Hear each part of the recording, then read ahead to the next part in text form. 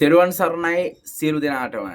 ඔන්න ඔයගොල්ලෝ මගෙන් ඇහුවා මැසේජ් දදා විශේෂම දෙයයි. විවාහ ජීවිතේ සහ අපිට විවාහයෙන් පසුවත් ආදර ඇති වෙනවා.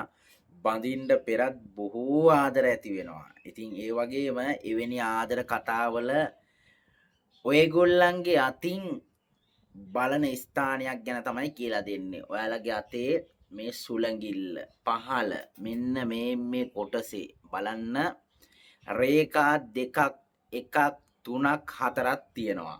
මේතන පහලින් ඉස්සල්ලාම එන රේඛාව තමයි ඔයගොල්ලන්ගේ විවාහය. මේ රේඛාව බොහෝ කට්ටියගේ මෙහෙම උඩට නැමිලා තියෙනවා. කැපිලා තියෙනවා. එහෙම වුණොත් පළවෙනි විවාහ දිවිය අසාර්ථකයි. මෙතන කතිර සලකුණක් ආවොත් පළවෙනි විවාහ දිවි විවාහ සහකරුවා මිය දෙන්න පුළුවන්, කල් මතුවෙන රෝගාබාධ ඇති වෙන්න පුළුවන්.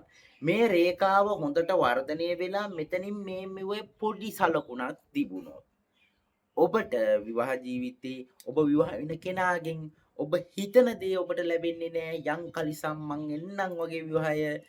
එයා කැමති වෙනස් දෙයකට, ඔබ කැමති වෙනස් දෙයකට. ඔබට පිටතින් සතුටක් ලැබෙන පිහිටීම ගැහැණු පිරිමි දෙපාර්ශ්වයටම. මේ පහළ තියෙන්නේ විවාහ දිවිය අසාර්ථක වෙන සලකුණක්, කතිර සලකුණ. මේ පහළ තියෙන දූපත් සලකුණත් විවාහ ජීවිතයේ ප්‍රමාද කරනවා. ඔයාලගේ අතේ මේ ස්ථානවල බලන්න, මේකත් විවාහ දිවිය ගැන කියවෙන රේඛාවක්.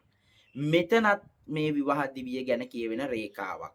ඔයාලා බලන්න ඔයාලගේ විවාහ දිවිය සාර්ථක විවාහ දිවිය කොහොමද සාර්ථක කරගන්නේ, තමන්ගේ උත්සාහය කැපවීම උපයෝගී කරගෙන කොහොමද ඉදිරියට යන්නේ කියන එක බලන්න.